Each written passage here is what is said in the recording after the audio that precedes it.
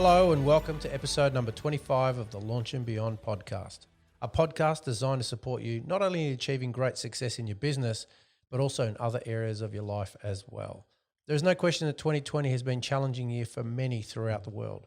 A global pandemic, the economic fallout that's ensuing, and the feeling of powerlessness and uncertainty felt by many, not only in business, but also in their personal relationships and their mental health and well-being. But even during these times of uncertainty, there are individuals and businesses that are thriving. How is that possible? Having acknowledged the reality of the situation, they've adapted, pivoted, and have set up revised business models, leaner, more efficient, more profitable. In fact, when we go back through history, some of the greatest fortunes were created and set up through times of great challenge and uncertainty. How have they done this? Who did they need to become in order to make this happen? This is what we'll be discussing in this week's podcast called Bouncing Back. We hope you enjoy it.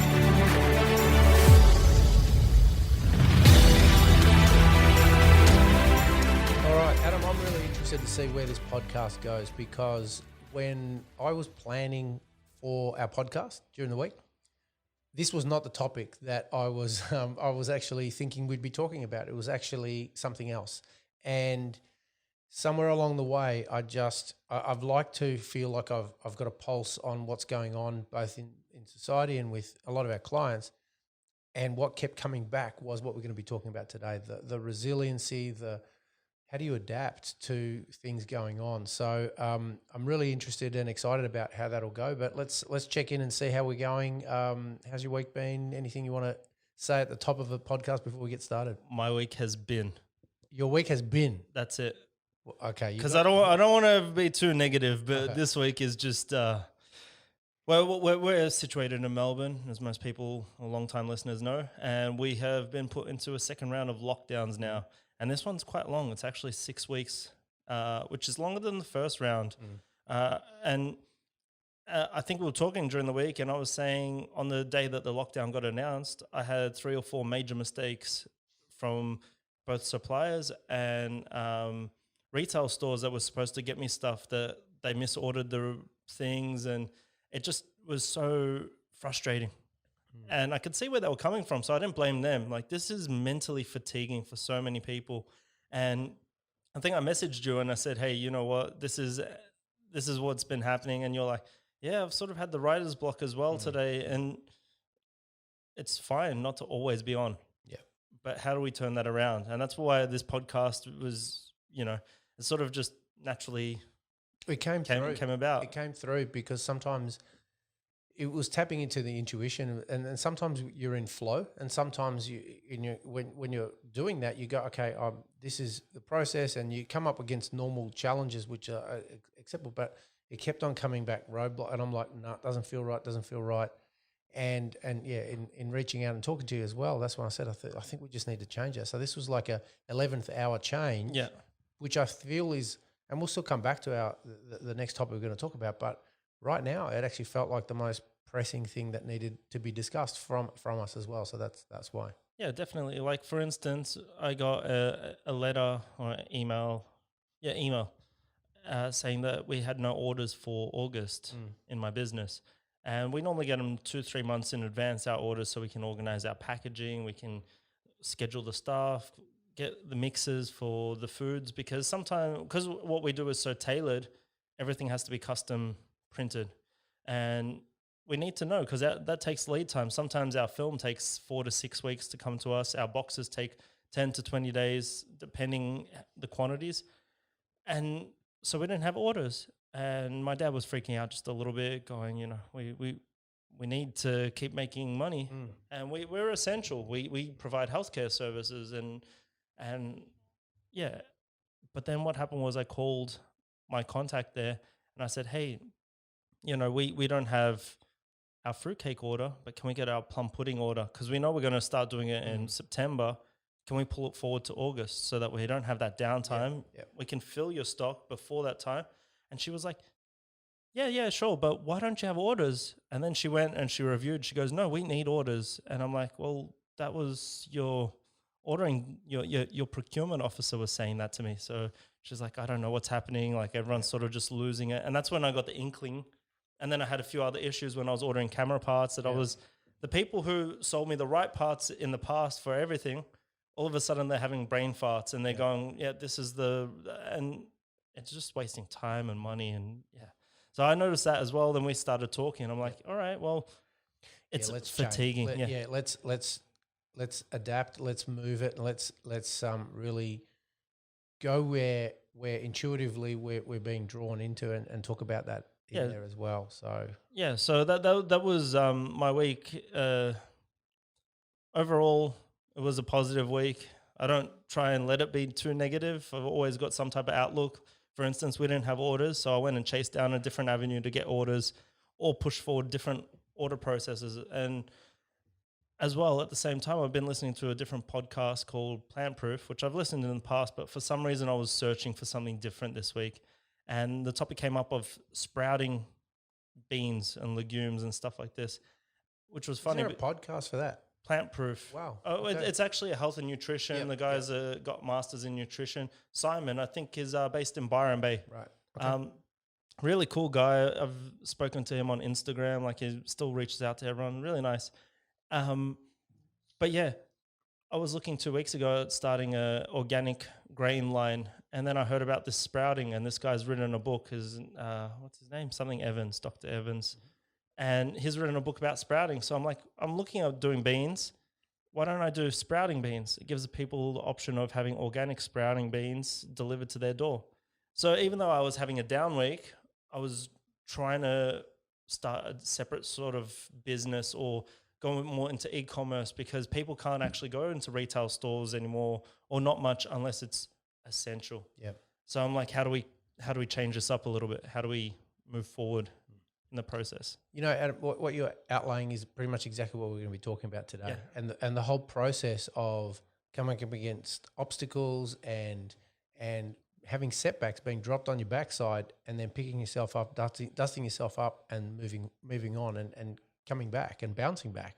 That was basically the focus and the motivation behind why this podcast came ahead of when we'd probably planned it. But it was kind of, I think we did that very early on as well when we first started the podcast, where we had planned. Do you remember when we were going to talk about the mistakes that we had, and everybody said, no, we want to hear about them now, not later. Yeah. And we rushed it forward. And I think this is what we've kind of done as well. And it was the same thing. We had our first 6 episodes with something completely different, but then coronavirus came out, and we changed all of our sort of program just to combat that. Well, Jim did. I was just sitting here pressing record, and he was scurrying around doing all the shifts and changes. So hats off to you.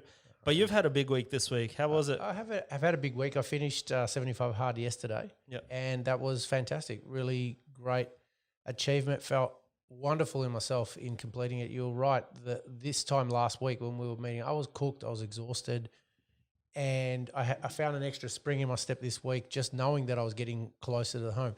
And I was organising my reward, so I organised it last night. But it was really interesting. I had a few people go, "Hey, what are you organising for a reward?" And I've organised some fantastic prints from Adam. You let us know basically our print VR. Yep.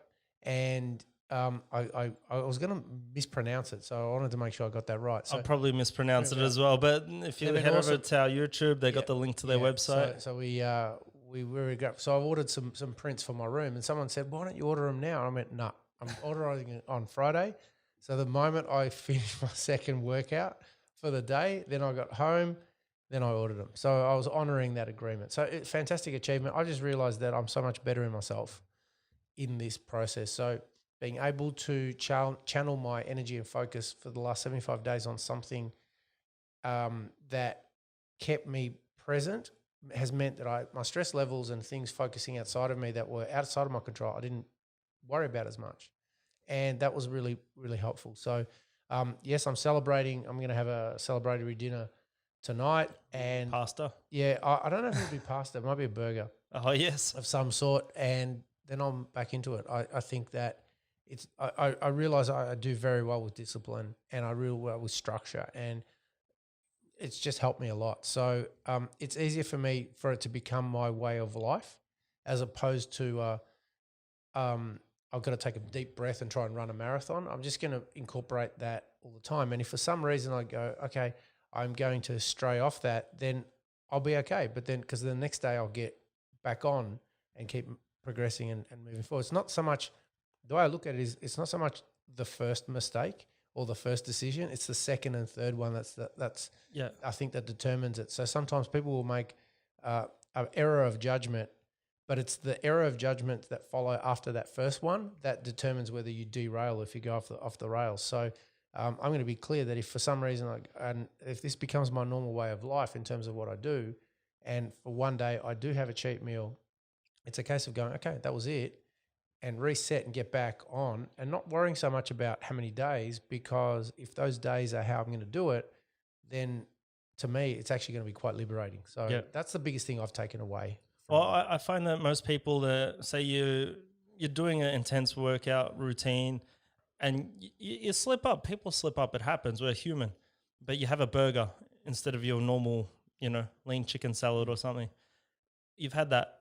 But then a lot of people will go, all right, I've had the burger. I may as well have a beer afterwards. Yeah, and then, in for a pound. Yeah, I'll just grab some chips as well. And then I'll start again tomorrow. And it's okay to make the first mistake, but then you make the second and then the third and then a fourth and then it becomes a habit and then you're stuck. Yeah. But I think that with 75 Hard, everyone should do it. They've got the app now.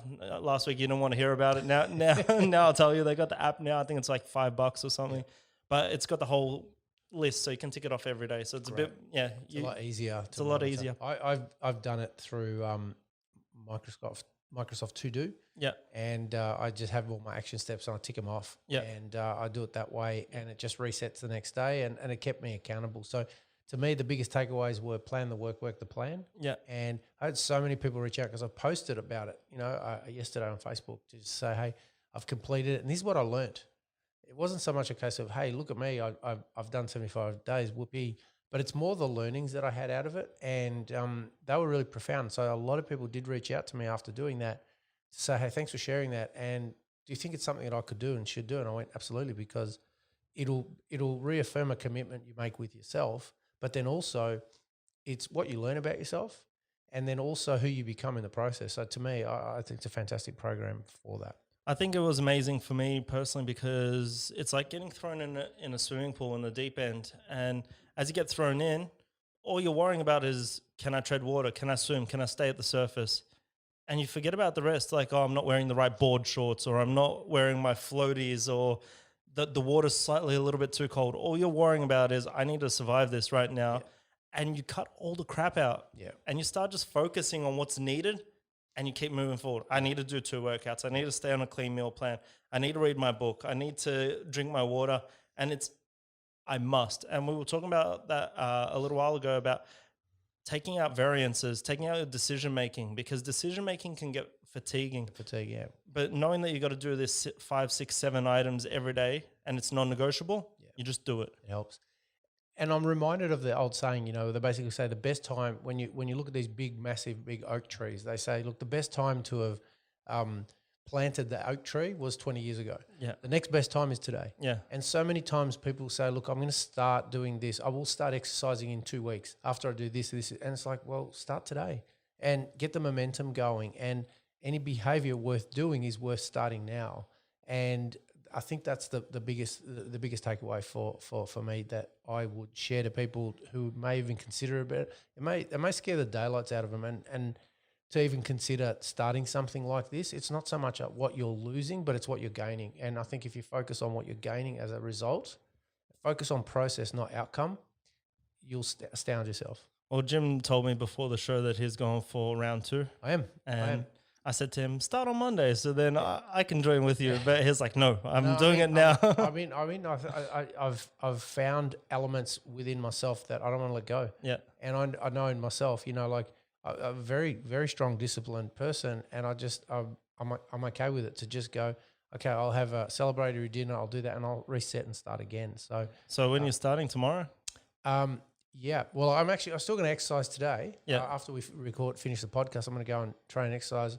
I'll have my burger tonight and officially tomorrow, but still I'm just getting into the habit of, it's the old saying, that a black belt is really just a white belt that never stopped. Yeah. And so I'm applying that principle of continuity and persistence and keeping that going. So not becoming this is something I've got to psych myself up to do, but it's just a case of this is just what I do. Yeah, well, maybe I'll start tomorrow with you. Okay. Because I had pizza for breakfast today. So I missed the diet part already.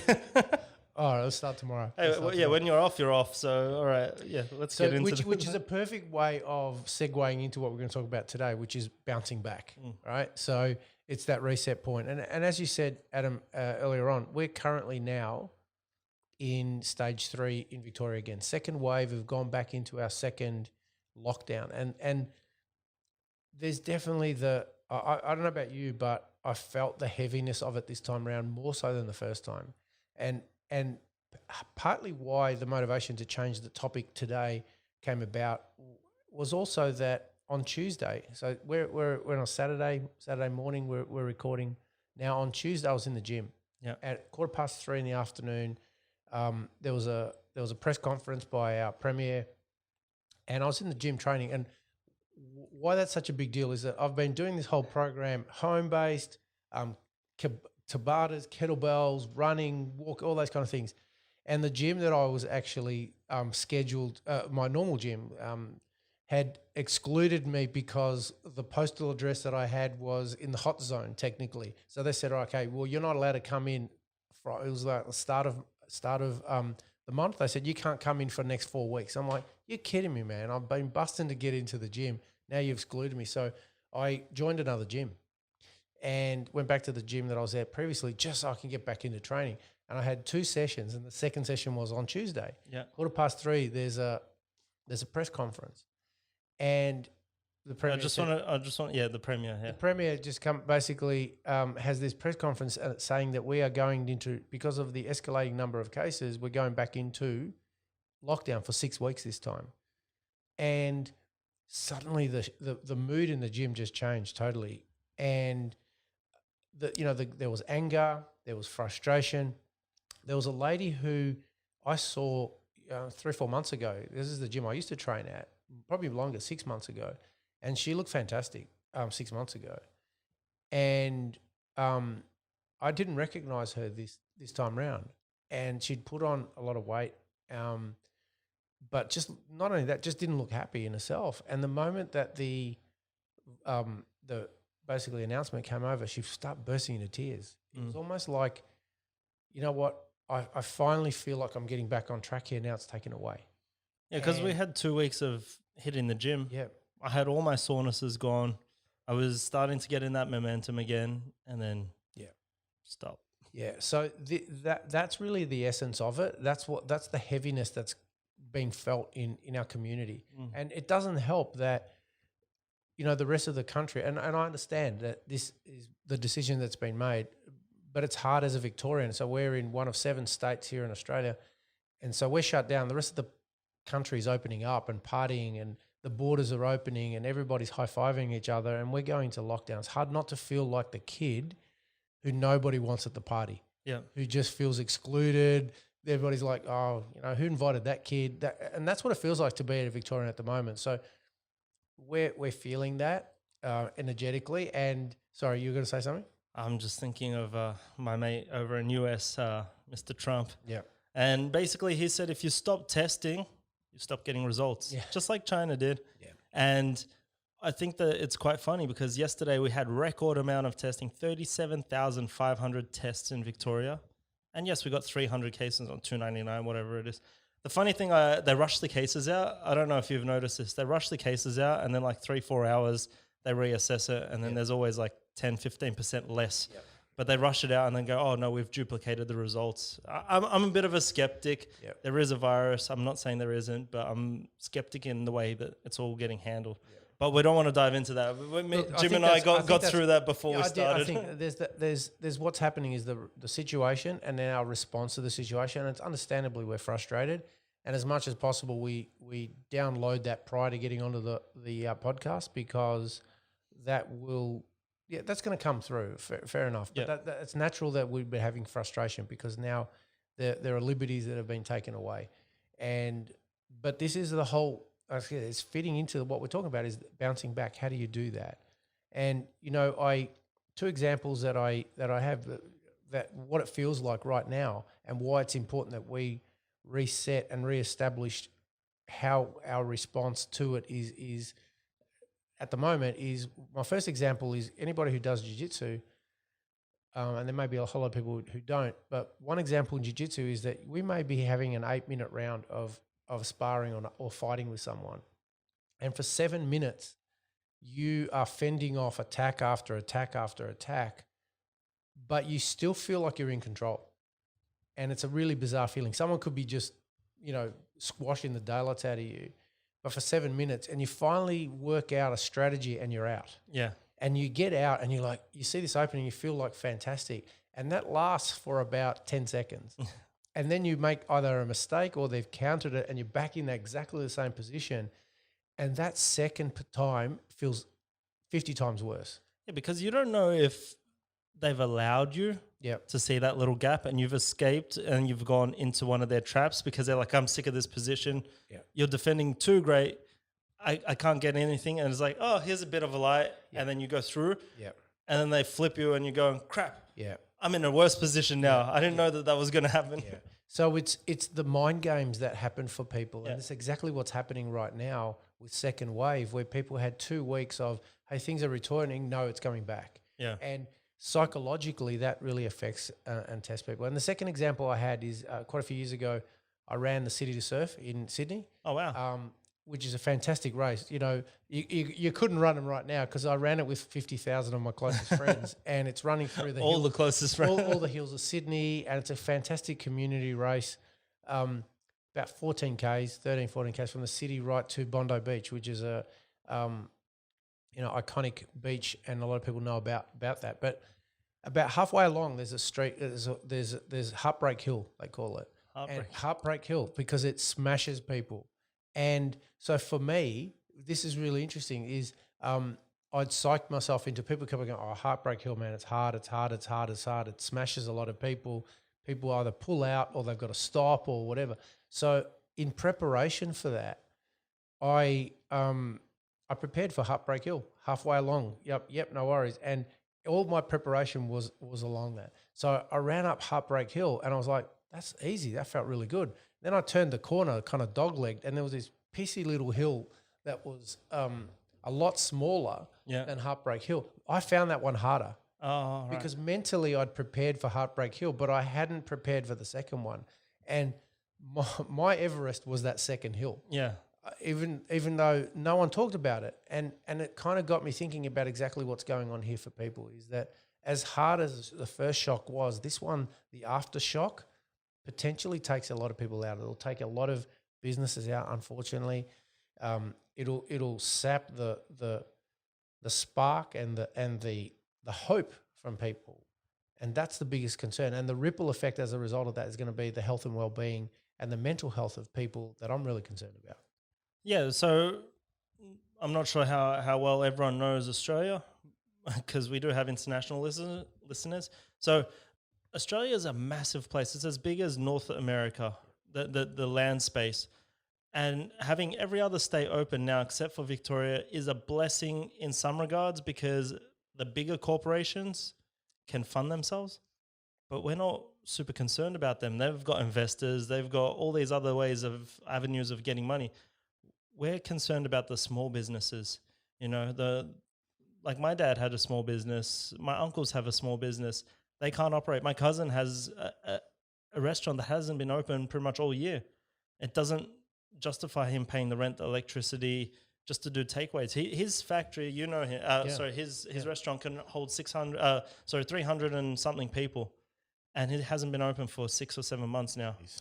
So how many people allow for that in their buffers? We've talked about buffers before. Not many people have that ability, especially in Australia, where if your business makes heaps of money, you almost get penalized more because you get more taxes and stuff like this. So you try and hide where your money goes. A lot of smaller businesses, because the tax amount is just so high, because you get your company tax and you get your personal tax, and then you're paying 50 to 60% of your taxes.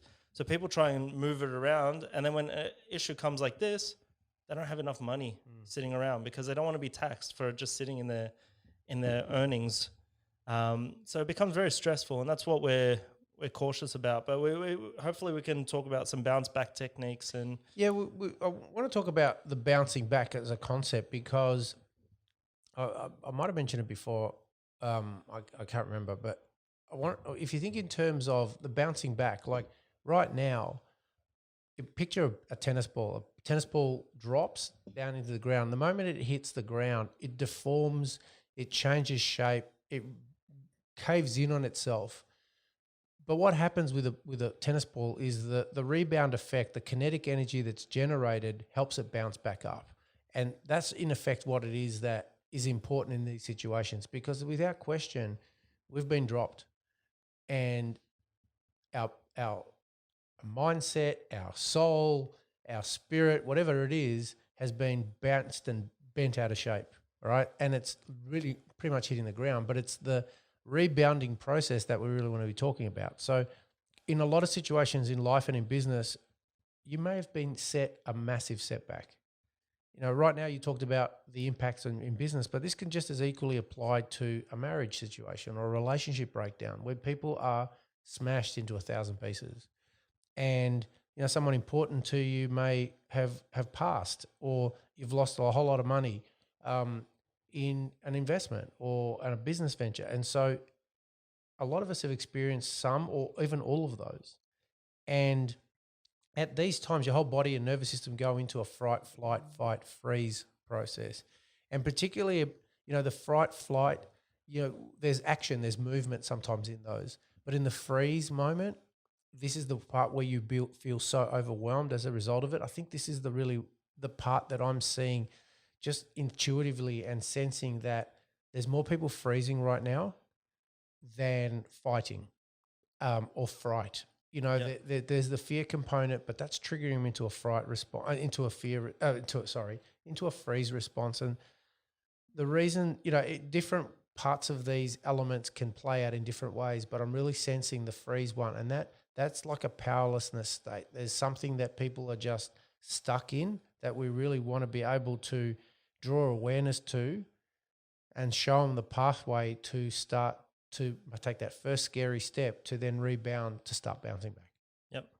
I'm in two minds of this conversation because, I got the really big skeptic guy who's just yelling at the back of my head going, your civil liberties are getting stripped and all this other stuff. And I'm like, let's focus on being positive and bouncing back. And like, for instance, schools getting closed down and people are saying, yeah, it's good.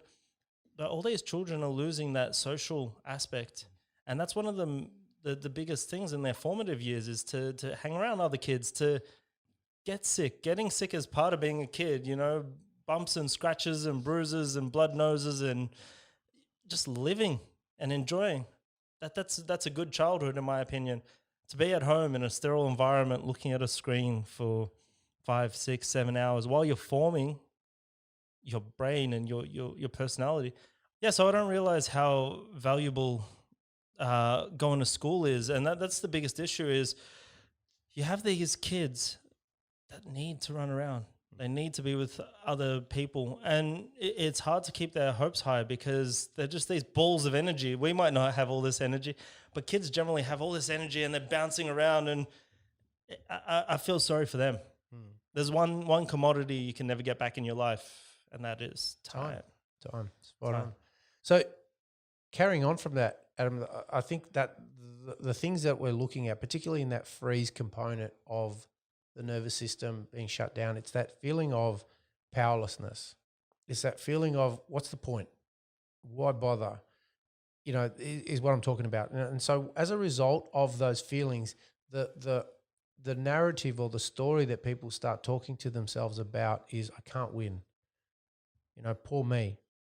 I don't know what to do, so I won't do anything. And that's really that process of being stuck in that area. And when people are stuck, they can't see the way forward. They're overwhelmed. Their system is basically saying it's unsafe to even think anything. They can't even muster that fight within themselves because it's kind of like all the tools have been taken from them. All the weapons have been taken from, and they're just sitting there.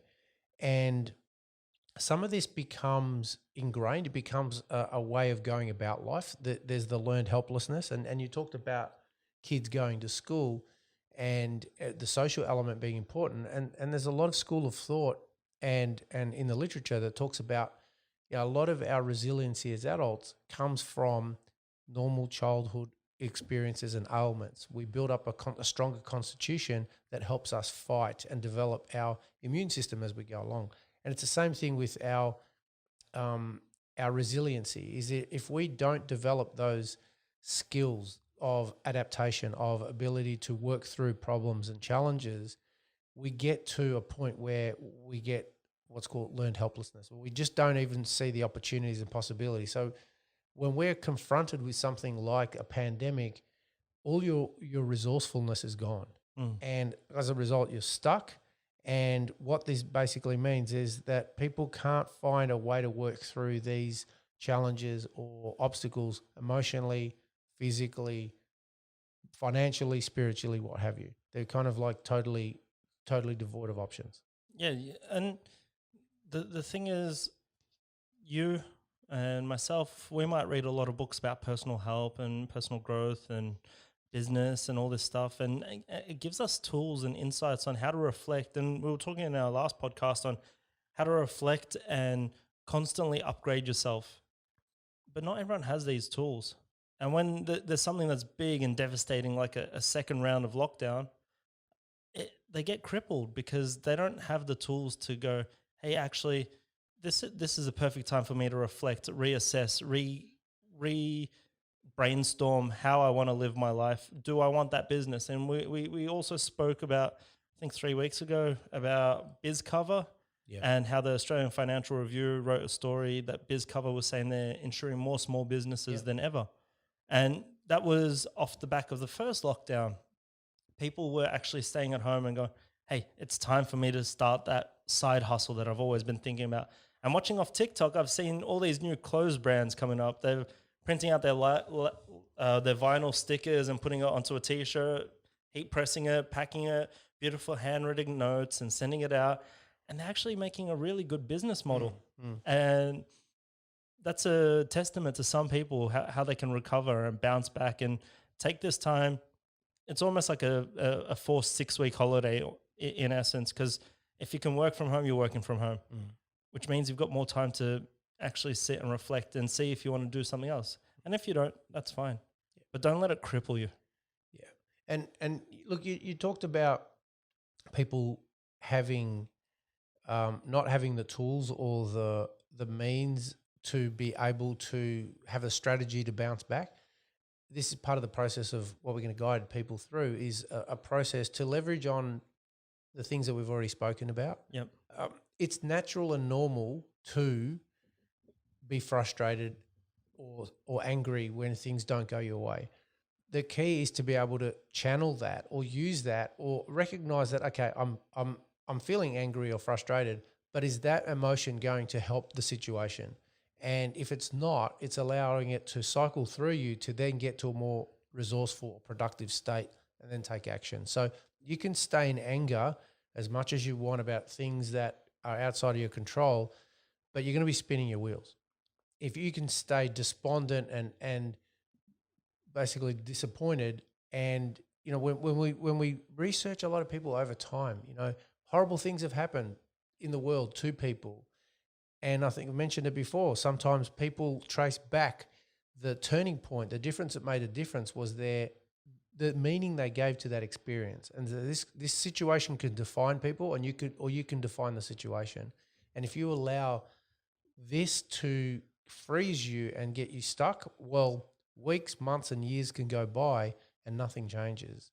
So you can get angry and rattle the cage but not change anything, or you can get to the point where the reality is, and going back to what we were saying about in jiu-jitsu a little while ago, you could spend 7 minutes fighting a scenario only to find yourself back in that situation.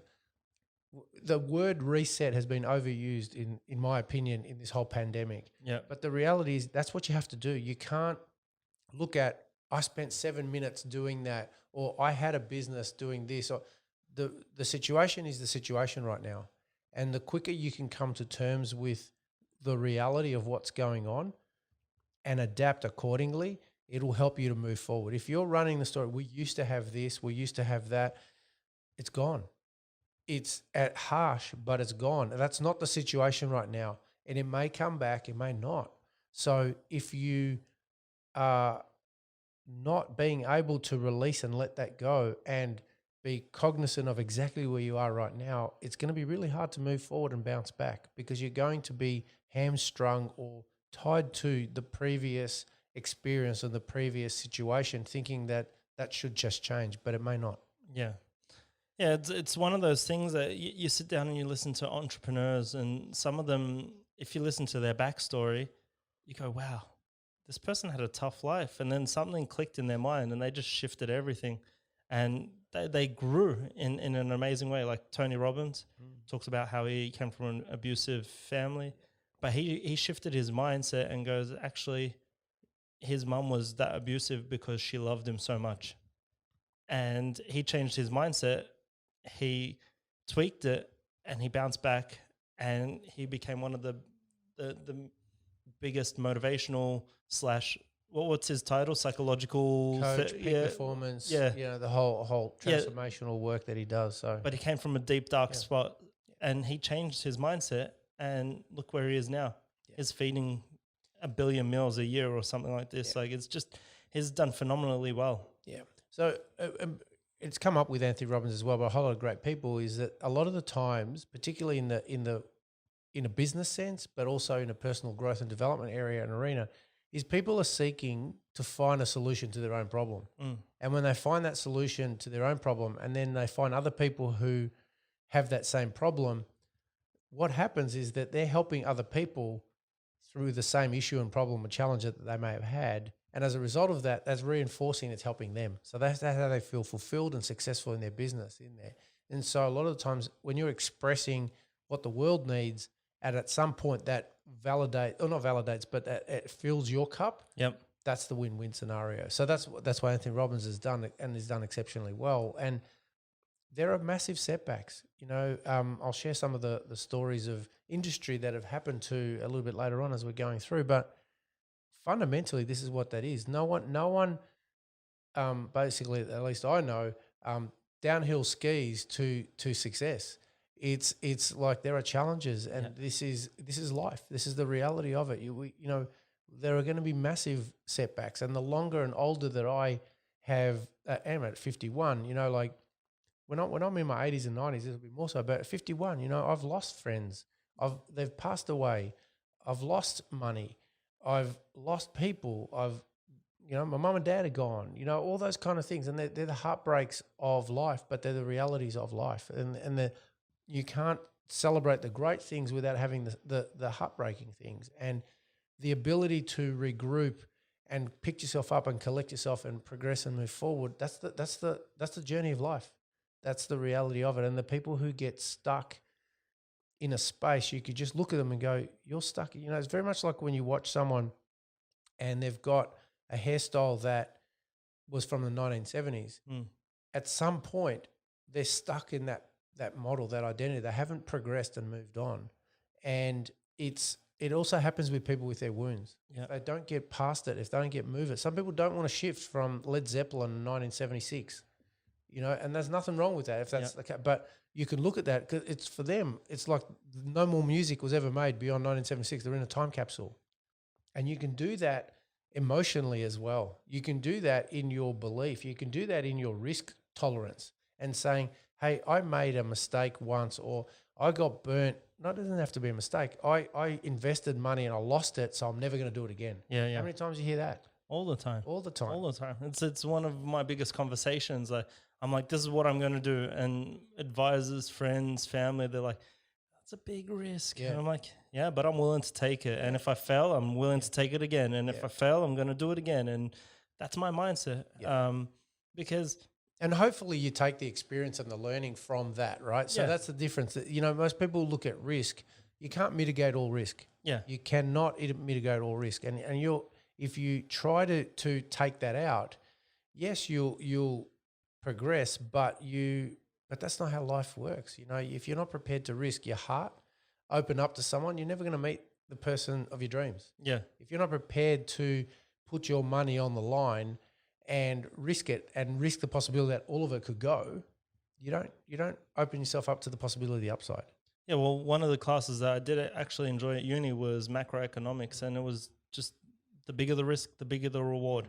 But you've always got to remember it's a bigger risk, right? But it could pay off for you massively, and you've just got to go. And you know what? What's the alternative? Sitting here and just living like a normal person, going to a 9-to-5 job, working my 38, 40 hours a week, complaining about my boss, having 2 days on a weekend where I wish I did something different, and that might be fine for some people, but it's not my life. Yeah, and look, that's as you said, that's the path you've. But I see a lot of people who are really fulfilled in that, and that like we mentioned earlier on, like the business and entrepreneurial journey is not for everybody. It's not the right choice for a lot of people. And sometimes you feel like you need your head read, you know, and saying, why would you willingly enroll in something? Yes, you have upside potential, but why would you willingly get into this pathway that's going to make you work harder than you've ever worked? It's going to get you to lose sleep, basically wake up in the middle of the night going, how am I going to make payroll? How, you know, sometimes you go, you need your head read to do that. And I put my hand on my heart and say, I've done that. Yeah. And I do that. And I do that willingly because to me, it's safety and risk. I just find a way of making that happen because that's important for me. Yeah. But that's not the same thing for everybody. No, and there's no wrong way. You know, you do what's right for you in your circumstance, in your situation. It's a way of me growing up, always being around being a business owner, and my dad and my uncles and my cousins, that made me realize I could never not be my own boss. Yeah. And that's what I was programmed in. So that from a young age from you. Yeah. We've said before, that was your, not as expectation, but that was the view that you saw, that you go, this is normal. This is exactly that's my world. Yeah. But it's not for everyone. And I don't judge anyone for not doing it. As long as you can get gratification and be satisfied and what you do is fulfilling you, boss or staff member or whatever, just be happy. That's the main thing. Just be satisfied and fulfilled. That's the main goal of everything. Yeah, and you know, Adam, this is equally applicable to people who had salaried roles right now, because for some of them, they've been downsized. They've been retrenched. So they're going to have to face the bouncing back scenario, the uncertainty that they're in. You know, they've suddenly gone, how do I get a new job? Or do I need to retrain? Or do I need to upskill? What do I need to do? So what we're talking about today is just as applicable and relevant to them as it is to someone who is running their own business in some way, shape or form. So it's a multiplier effect and an impact across the board for everybody. Yeah, definitely. And all right, I think we've been a bit doom and gloom. How do we get some techniques let's lighten the mood a little bit? Because all right, so we found that this is where people are at. Yeah. Okay. So the first step is to acknowledge and to be honest with yourself in terms of where you're at. It's like AA. First step is admitting it. It is. So I mean, I don't know that. What we're talking about. So how do you bounce back? How do you bounce back? So in the interest of leveraging time, and directing people to where they can get some additional sources, we've covered elements of this along the way. So a lot of the reason why we've structured our podcast episode is to build a frame, a reference that you can come back to and have a look at there as well too. So they're not just topical ones, they're practical steps along the pathway of how to do that. So if you're going to build some resiliency and bounce back, you might want to look back over some other previous podcasts that we've gone through. So the first one you might look at is overwhelm and fear, back in episode number 5. So we really talked a lot about what happens for people in fear response, how you can gain that power, control back, and how you can move forward. So it'd be really helpful to refer back to episode number 5, overwhelm and fear. The next podcasts to refer to. There's 4 podcasts that we would refer people back to. The second one would be having a growth and fixed mindset, episode number 8. And why that's important is because right now the people who have got a growth mindset, who are able to adapt, who are able to give different meaning and different interpretations of the experience, are going to be able to move and adapt much easier than people who have a fixed mindset. So if you haven't gone through that episode, highly recommend you do that to give you a baseline understanding of how, by developing elements within yourself, it can keep setting you up for how to adapt and progress. Yep. The third one is the episode number 14, which is the surviving to thriving, which really is quite relevant. It was relevant when we recorded it a few months ago, about how to transition and move from the survival mentality, which is unfortunately for a lot of Victorians creeping back in. Yep. And how do you reset your neurology, your mindset, and progress and move forward again? So episode number 14. And episode number 21, we talked about the courage to take the first step. So it's, without question, right now for a lot of people, it's a scary time. So this is going to be a way of them harnessing within themselves the courage to take that first step. Some of that first step may well be an emotional courage, where they need to open up and communicate to people about what's going on for them. For some people, it's going to be intellectual courage, where they need to ask themselves some different questions and say, okay, this is how I've been doing things before. Is there another way that I need to do things? And question their own assumptions and beliefs, and be prepared to blank canvas it and look at their whole world and their whole life as a way of doing that. So doing the same thing, expecting different results, what Albert Einstein said is a definition of insanity. Yep. So identifying the scenario and saying, okay, this used to be the rule before. It's not necessarily the rule now. What are foundational principles that I need to revisit and test my assumptions? And then once I test my assumptions, that's what will help you move forward. So all these episodes are designed to constantly build on your resilience, your tools in your toolkit, to be able to bring them all together to be able to regulate and be able to help yourself move forward. Yeah, and I think one of the steps that sort of isn't really outlined too much is, I think you should just take a step back and swallow your ego just for a little bit, because sometimes we're so hard-headed, we don't even think we've done anything wrong, and we're the best, and we can't do anything wrong, and this is always the situations around us. And that was like passing the blame above and below the line. Yeah. Where you blame everyone else, but you're too stubborn to go, hey, actually, maybe if I changed something internally, then I could have endless opportunities. Yeah. And what I mean change internally, if you change your mindset just a little bit, just shift it through a fixed and growth mindset, for instance, you can change your whole outlook on life. And you'll start to notice more things come to you. Yeah. And we've talked about quantum physics and, visualization and stuff like this briefly. I'm a big believer in this. And I find that whenever my life is going astray, that's because I've stopped doing my visualization techniques. And this is becoming more and more proven with science. This is, the more I look into it, the more new research comes out. You can see that everything is connected. And if you live a positive, healthy, happy life, that's the life that will come back to you. If you're sitting down having pizza for breakfast, pizza's going to come back to you for breakfast tomorrow morning or something. But if you're living in a negative cycle or shifting the blame all the time, blame's going to get shifted to you, and it's just going to be this negative environment that you're building. But change your mindset. You'll change your life. I guarantee it. Yeah. But make sure it's positive, please. Yeah, totally. Please. You're talking about taking ownership, exactly right, and I totally agree. So an ownership part of it would definitely be a case of, okay, what's within my sphere of control that I'm accountable to and responsible for, that I can embrace and help me to grow, expand, and change the situation. So it leads me to what I wanted to talk about as well too, and we haven't talked about this before. We've talked passingly about values. And values are really about, things that are most important to us, that help govern our decision-making ability and our thought processes and how we view the world and how we filter the world.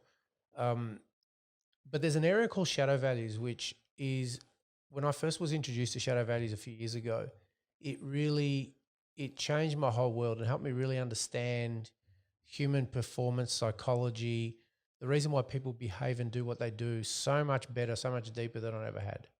And just by way of explanation, if values are the values that you express that people see can see. So, for example, if you value health and well-being, and you eat, train, exercise, sleep, whatever, then you're expressing those values, and someone just watching you would go, "Okay, I can see that." Right? Shadow values, by contrast, are values that are quite often the real reason why we're doing what we're doing, but we don't share them with the world. And so some of the most, so we repress them. We might act in a certain way, saying we're doing it this way, but the real reason is something else. They're kind of shadow values. They're like the sneaky, secondary reasons why we do things. So some of the most important things that have come back as what are called the most common shadow values are things like power, control, significance, superiority. So you don't necessarily want to communicate that to the world, that I'm doing this because I want to feel superior or superiority over you. But the reality is when they surveyed a whole lot of people who've, let's just say, in the luxury brand categories, what the secondary benefit of a purchase of something in a luxurious scenario is, yes, there's the enjoyment process, but it gives someone a sense of eliteness or superiority. And that feeds a big part of that. So why I'm mentioning this to you right now is, right now, if control and power are two of the most common shadow values that we all have, and a lot of people do, the fact that you don't have control is probably freaking people out. The fact that you don't have power, there's powerlessness, is probably freaking people out.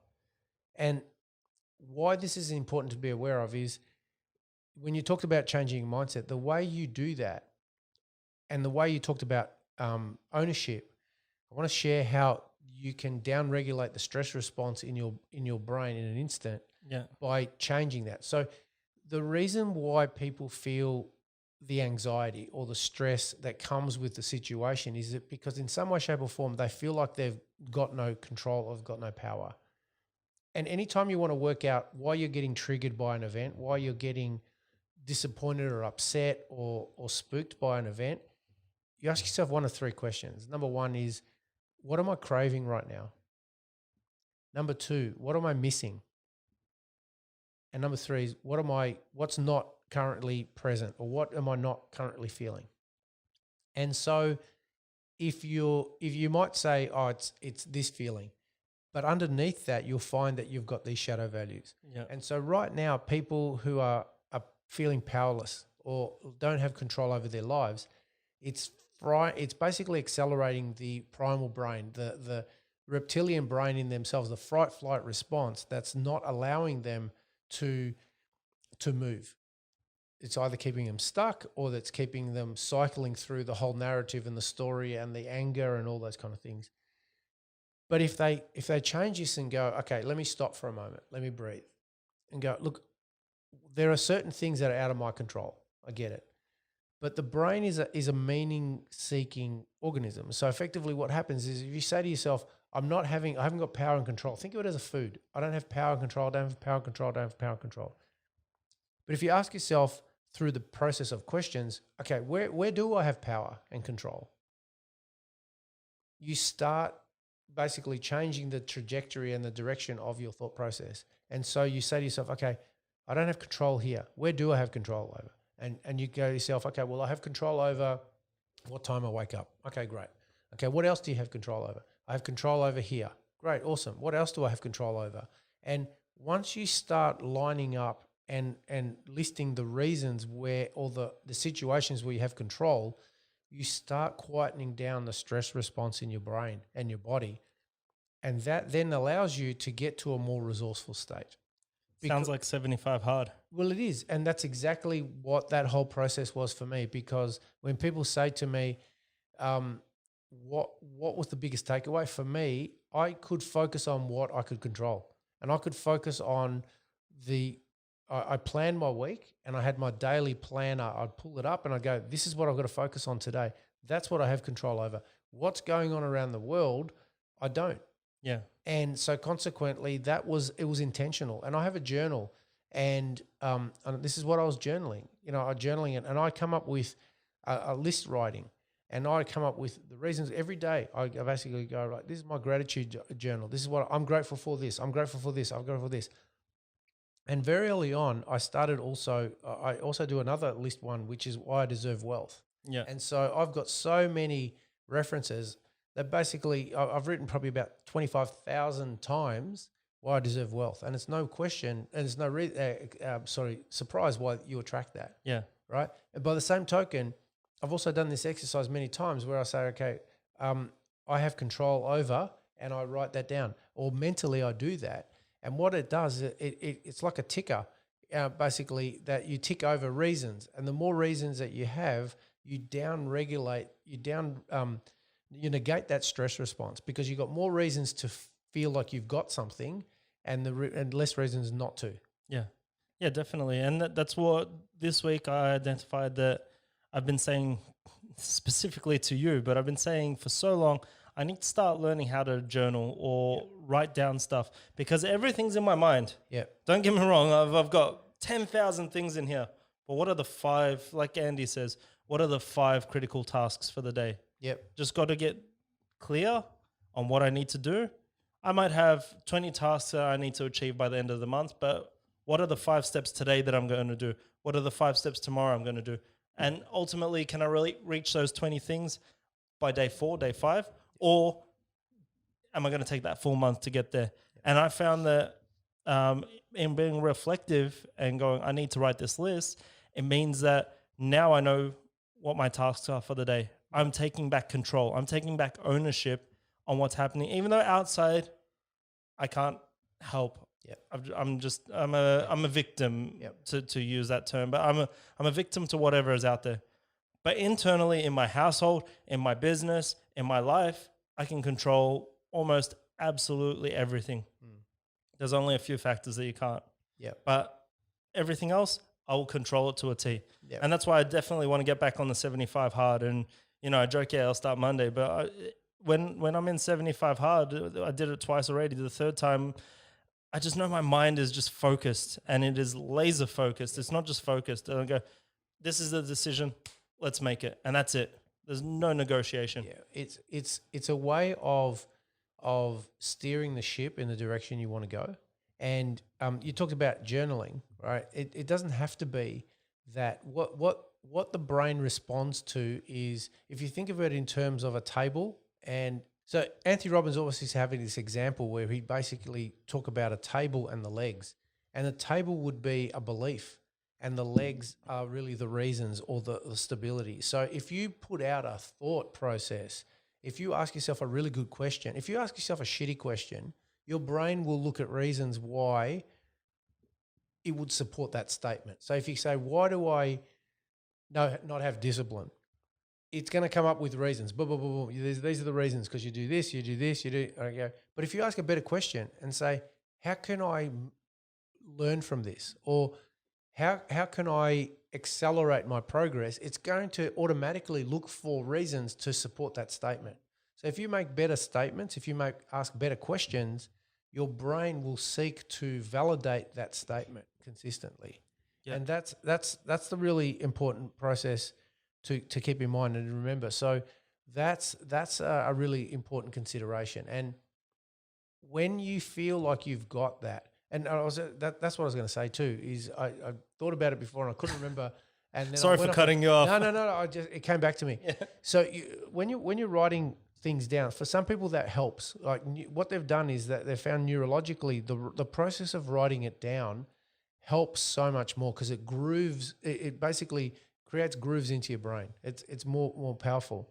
And you've spoken about the RAS before, right? All those kind of things, right? But there's another way. There's an app, and this is the one that I was checking for. It's called Clicker Plus. And so what happens is you make all these statements. So if I'm in a line, it doesn't happen so much now because no one's out there. But there's times where I'm neither are we. No, that's it. So, but there's no. If you don't have a situation where you can write things down, this app was brilliant because what it does is you write down a statement and then you think about the reason, and it could be where do I have control, and you think about where do I have control, and you think of the reason, and you click the counter. So what it does, it's setting off this connection to your brain, and really what we want to do is wire the circuitry of the brain to the reason, and the more reasons that you have, and the more connections you have to that particular belief, the more it becomes basically like a superhighway of connectivity between your thoughts and your actions. Yeah. And so I use that one as well too. I forgot to mention it to you because I talk a lot about the journal, the handwriting stuff, but there's other options. Yeah, yeah. And so if I was in a line previously, if I was waiting for somewhere in a post office and I'm there, I'd pull out my phone. Post office Years ago. Yeah. Yeah, post office. I'm just using an example. All right, somewhere you'd be in a line, right? And there'd be a post office where I might have to wait. Yeah. This is before everything that transpired. I have a parcel that I've got to drop off or whatever. And there's 3 or 4 minutes in there. I'd use that time in line. I'd pull out the app and go, okay, the reasons why I feel grateful. And I just rattle them off in my brain. I'm grateful for my health. Great. Tick that off. This one. And in that time, I've come up with 20 reasons why I'm grateful. So suddenly I'm even more grateful. Yeah. And the reason why people feel at the moment there's a lot going on is because the perception that they're missing something. And yes, there's factors outside of our control, but that as an emotion, as a feeling, you can claim that back within you so that you don't feel stressed. And when you don't feel stressed, you can be a lot more resourceful. Yeah. Okay. Well, just to hit on that topic of the post office, Yes. I was at a post office yesterday. Okay, so that was a loaded question. Yeah. Okay. And when I went in, I bought the little envelope to send a USB stick, and I bought the little envelope. So I went to the counter, purchased it, went back to the table, wrote the address, and then I walked back up to the counter and go, now do I just send this? Or she's like, no, you have to purchase stamps for this. I'm like, all right, well, I haven't sent something in the mail for so long that it was like, if you buy an envelope, like a padded envelope, I thought that would all be included in that charge. Sorry, just going off on it. I was like, the first time I ever got a check, I looked at it and I'm like, what is this? What do I do? Dad, what do I do with this check? Man, I just suddenly feel like 400 years old now as you're Sorry. just talking about that. No, that's okay.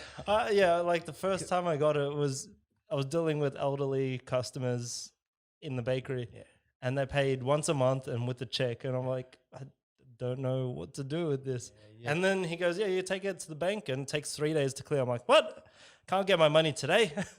No, that's a go. So, but I jokingly say to kids, look, I had a tablet when I was growing up, but it was like a stone, and I'd have to chisel it. Right? Different type of tablet. So Adam, in terms of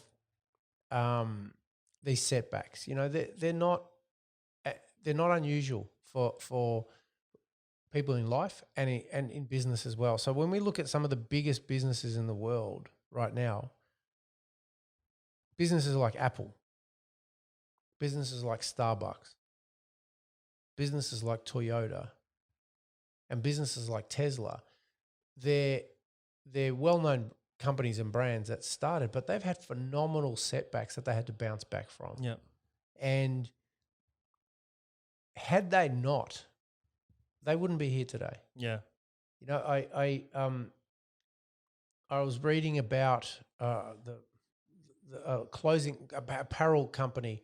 It's not the Brown Brothers. It's called Brown Brothers Wine. There's a wine. No, there's a I forget, in the US there's a company, a long established company.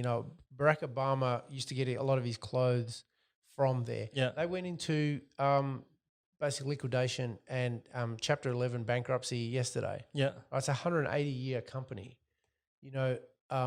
They've navigated and they've worked through world wars and but this one took them out. Yeah. This one took them out.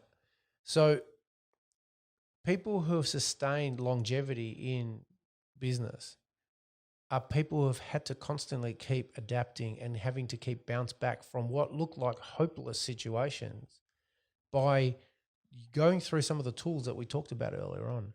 When I've when I've read Elon Musk's autobiography in Tesla, they were waiting down. December 31st was the day they won this multi-million dollar contract. The next day they would have been gone. Yeah. And it came down to the 11th hour they got financing, which is astounding. Yeah. And Toyota, they started off as a company going through expanding through World War, where the factory was bombed several times, and they had to keep rebuilding the factory.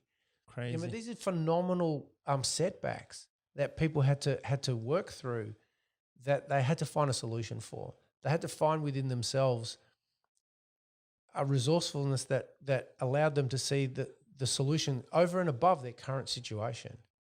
And had they not, we wouldn't be hearing about them today. They would have been a company that existed back in the World War, and that was the process they had to go through. That's the process that you and I have to go through on a day-to-day on a personal level. That's the process that people have to keep going through when they've got businesses. And what happens for people, and this is the part like that I find, but the reason why I prefer to work in the area of small business, in terms of even the people that I coach and consult with, is because they're still at a point where their impact has a massive immediate impact on their business and the people around them. At a corporate level, you've got committee, you've got other committee, and it can be a little bit insular, and I've worked in those areas and I don't enjoy them as much. But I really enjoy the ability to be able to create change. And so the person, if you've got people, 1, 2, 5, 10, 20, 50, 100, 200 people who are relying on you to find a solution, to find a way through this shitstorm that you're in, it's going to help you if you put yourself in that scenario where you say, look, I'm doing this for me, but I'm also doing it as a solution to help these other people. Yeah.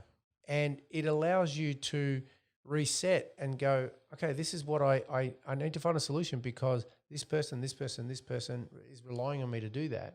And that's the part that I enjoy, is the ability to really quickly change one element that can have a very rapid, quick multiplier effect somewhere else. Well, going back to what you're saying, I have been in corporate situations with multiple sites around Australia, multiple sites around the world, thousands upon thousands of employees. And yeah, it's good, but a lot of the time it's soulless because it's just this very bland corporate model. But I love going to small businesses again and giving them my knowledge and helping them out. And a lot of the time I do it for free because it's not about the money. I'd much rather see someone from a small size business succeed and do really well. Like my mates, you know how many people have come to me in the past few months and gone, hey, we're starting up this, one of my friends, his girlfriend, de facto, whatever, she's starting up a resume company. She does cover letters and resumes for people. And at this time, so many people are looking for new jobs. Yep. So her business is thriving.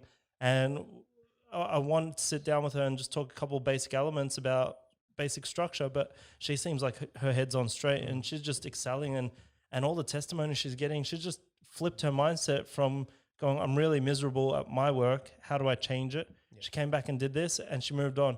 But then there's other friends of mine who have started businesses and they've hit roadblocks, and I've talked to them more about the visualization, or have you got a plan or this? And they're like, no, we just went at it going, I want to have a business. And then just that, and when I say we work for free, but like just that suggestion, what we're putting on the podcast is it's a free comment, but it's purposeful and it's changed their business because they've attracted their ideal client. They've grown their business in a way that it looks professional, even though there's only 4, 5, 6 employees there. It looks like a business that houses 20 or 30 or 40 employees. So yeah, I like that smaller business model, but I've worked with corporate before. Yeah, there's a difference. I was actually driving here on the way, and it goes, we're a big, it was an accounting firm, and it goes, we're a big accounting firm with a small firm, like relationships or something. Yeah. And that's somewhere I could get behind. Yeah. So I think in that example that you've raised and talked about, and this, I guess that's the really big takeaway and theme, is that irrespective of what life situation, what life experience has challenged you, it may have dropped you onto your backside, as we said, but there's an intention that needs to happen and to occur for allow you to progress and move forward. And a big part of it is to find the resourcefulness within yourself to adapt to the situation, to look for solutions you won't necessarily have had if you're not open to them. So first and foremost is about acknowledging the situation, not necessarily being wrapped about it, but acknowledging that, okay, here's the new reality, here's the new set of examples or my principles that are relevant right now. This may have previously happened. What used to be relevant 3 months ago is no longer relevant anymore. So, okay, how do I reset now? And from that place, down regulating your stress response so that you're calmer, you're open to options and possibilities that you wouldn't normally have been able to have if you stayed stuck in that stressful scenario. And so consequently, being able to access your own intuition, wisdom, asking better questions will help you become more resourceful and help you make better decisions in that scenario. So anything you want to add, Adam? Because I've got some action steps for people who may want to take what we have started talking about here today in a practical way that will help them. Just more so, like I always say, you there's 3 things that you can do to control your mindset and yourself, and it's you can control your thoughts, you can control what you put into your mouth or what comes out of it. So the same as the thoughts, and exercise. You can control what your body does, and if you can align all 3 of these, you'll start to see that the stress just pours off. And all right, yeah, there's still going to be some stress. There's no 100% way of getting rid of every part of stress.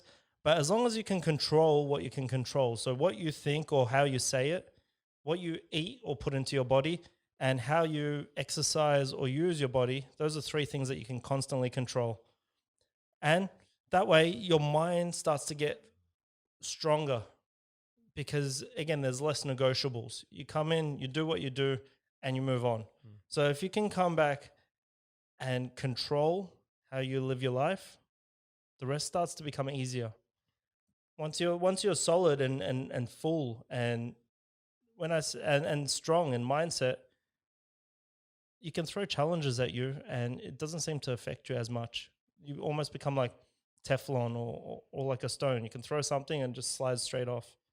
And that's one of the main things that I can see when you're coming to a time of uncertainty.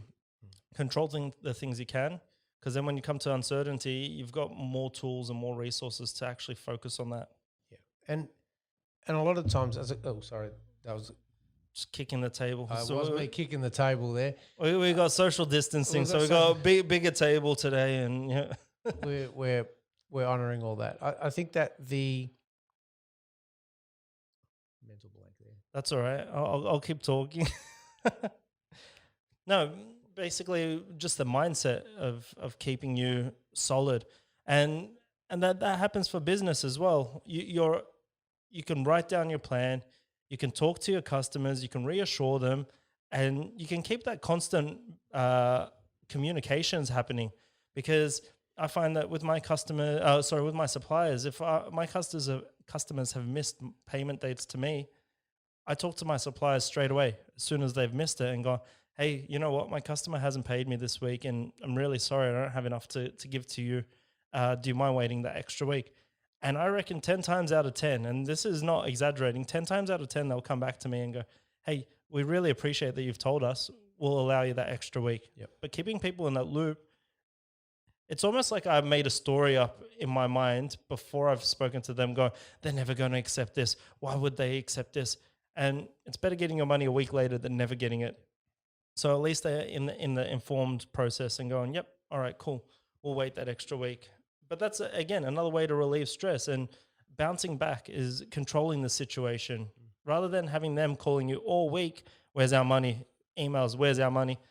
You've controlled the situation and you've gone up to them and gone, hey, actually, it's been really hard. Can you just give me another 7 days? Yeah. And most of the time they do it. No, great. That's great practical advice in terms of how to handle a situation when you're in it there as well. So And I'm going to outline just some action steps if people would like to take the context of what we're talking about today and expand on that specifically. And I mentioned earlier on that there were some previous podcasts that may be relevant to people with regard to reviewing and looking at what could help them to progress and move forward. So you might action step number one may be to review some of the previous podcasts that we mentioned earlier on. Number one was the Overwhelm and Fear podcast, episode number 5. The second one was having a growth and fixed mindset, growth versus mindset, fixed mindset, I should say, episode number 8. From the Surviving to Thriving episode number 14, and the Courage to Take That First Step was episode number 21. So you might want to review those podcasts or even the show notes. We make those available to everybody so you can revisit the information and the learning very quickly to be able to remind yourself of that, because what I found is repetition is the mother of skill, as Anthony Robbins used to say, and the more you keep immersing yourself back in through that, it's the pathway and the process to mastery. You don't do things once and great forever. That would be awesome. It's more what you consistently do that builds on that process and that the whole skill set towards mastery. So It's go like, back and have a look at that. sorry, it's just like going to a gym. If Yeah. you do one bicep curl, your bicep's not going to grow. If you do 10 today and you do 10 tomorrow and then you do 10 the next day, it starts to grow slowly. And I know you don't work out every day on the same muscle. I'm just using the example. Yeah, that is the But example. but yeah, repetition will help you build. And you got to do that to your mind. You've got to do that to your discipline. You've got to do that to so many other parts that you can't actually physically see. So doing it with your body is easy because you can see the results. But you have to constantly go back and revisit these topics. Like we were talking about leadership. A leader isn't someone who just learns the topics and then goes. It's someone who comes and revisits and reassesses and does a self-assessment on themselves to move forward, to help lead the team and to grow with the situations. A good leader is someone that's fluid and moves and constantly grows. Like during this pandemic, I've spoken to some people who have bounced back really well. I know, actually, he's one of my suppliers. His wife has a cafe, and they never did like the ready-made meals to go home for people. And since they've done that from the first lockdown, it's become so successful that when they opened up again, they were still doing that. And then they tripled their business in this time because everyone realized they could get great meals at home from a local cafe, not on Uber Eats, not taking that extra 35% off. And they were supporting their local and their business grew. And it just shows you that mindset of a good leader helps you bounce back. Sorry, I'm just... No, that's good. That's good. Yeah, no, it just hit me and I was like, well, that's Trust right. it, Yeah. Go with it. You got a gut hit. You added in there.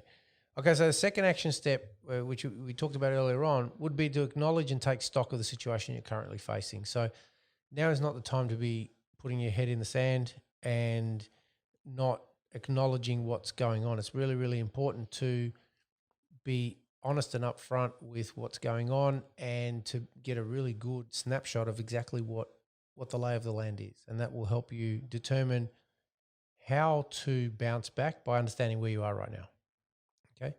The third point of action step would be to become grounded and calm within yourself and find ways of managing your own fear and overwhelm. So a really important consideration in bouncing back is nourishing what it is in you that helps you be at your best. It could be your own health ritual. It could be your, as Adam said, you control your exercise, what you put in your mouth, and what you put in your mind to that effect, and vice versa. And so what is going to help you bounce back is being around people who are going to support that story, as opposed to people who are weighed down by the doom and gloom and can't see a solution beyond the current situation and reality. So we've talked about it before. You become the average of the 5 people you hang around with.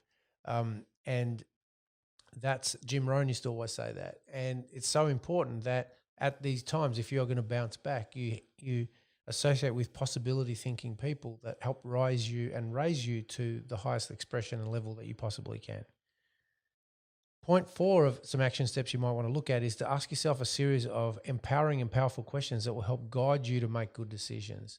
So if you ask yourself, okay, like you said in the example of your friends with the cafe, it's like, can we change our business model to become more productive? Or how do we have this and this now?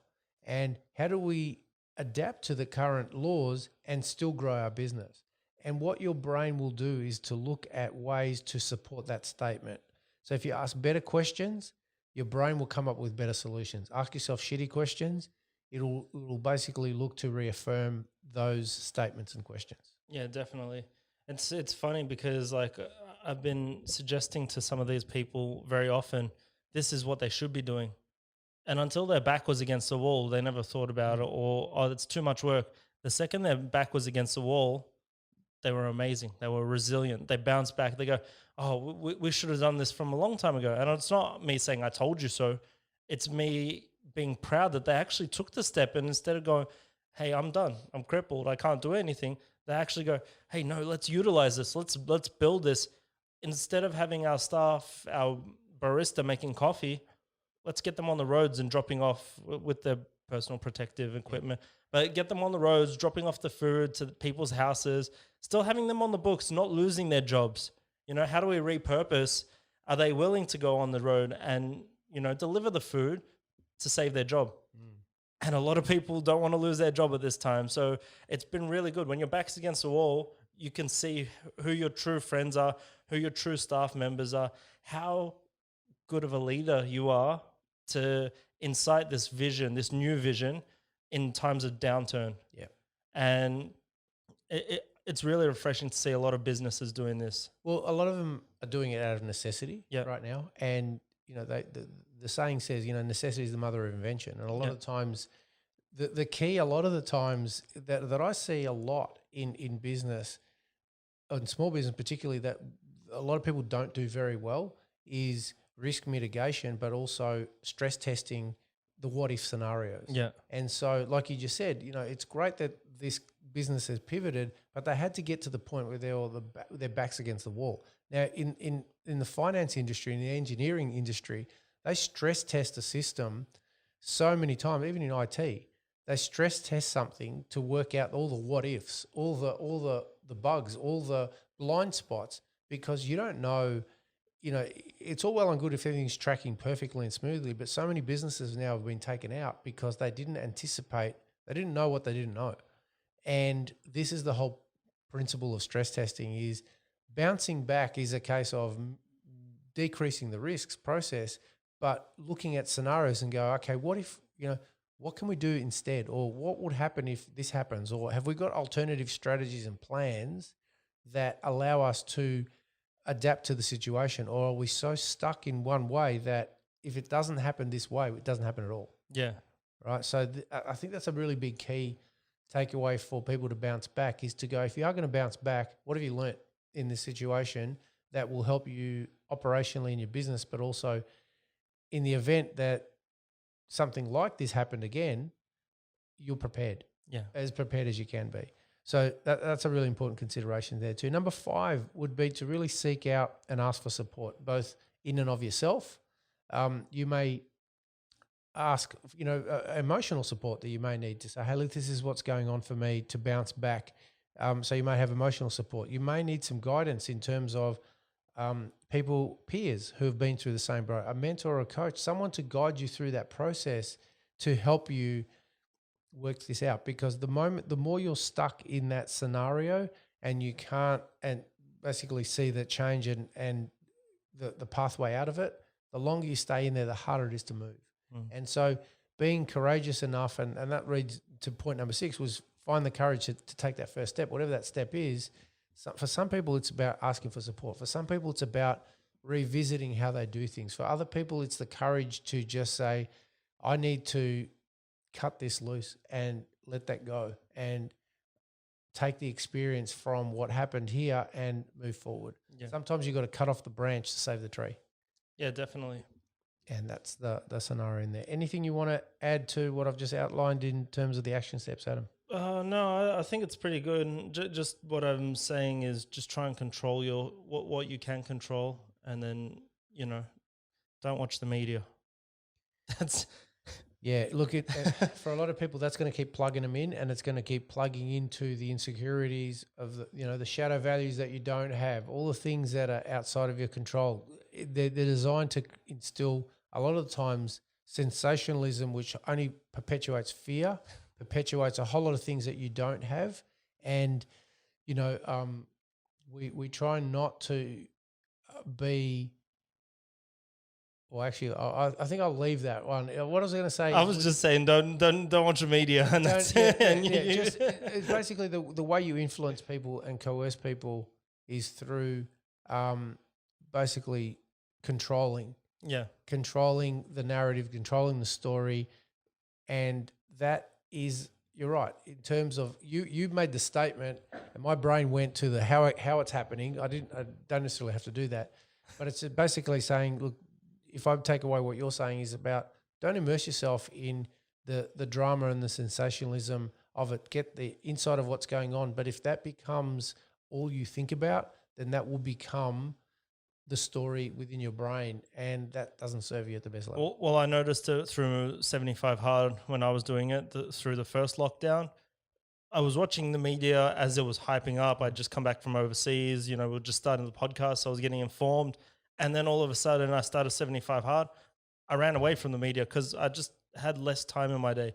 And when I said less time, I mean less time for bullshit. Yeah. I was just like, no, I got to do my stuff. Let's go. And then I stopped watching the media, and I was living a happier life by far.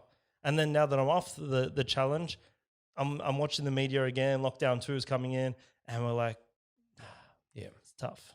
Yeah, no, control the variables you can control, and you're right. Stay away from media, and particularly sensationalized media, which is really designed to draw your attention so they can sell ads to you and content. So that's really about it. So, Adam, thank you once again for this podcast. It was a different energy and essence about it. There was probably a little bit more, as you said, dark elements of it. It's the scenario of the times that we're in, and the scenario of the journey a lot of people will have, and it's not always sunshine and rainbow, and it's about finding ways to find the pathway to get back on track when you have been dropped, and it's not necessarily an easy process, but it's a crucial process, and hopefully with some action steps and strategies we've given you, it'll help you do that for yourself much better and easier. So thank you for joining us once again. Just a reminder that you can connect with us on Instagram, Facebook, and the extended Launch and Beyond community on these channels. Please post any questions or comments you have about the podcast or anything you'd like support with. Quite often, a lot of your thoughts and questions are the same ones other people have, but no one came forward to share them. So if you could, we'd be really grateful for that. The dialogue may have a greater ripple effect than you may even realize. And if you're enjoying the podcast and finding value in it, we'd be grateful if you could go over to iTunes and leave us a review. This allows us to reach a larger audience and help more people. So from me, thank you and goodbye. Thanks, guys.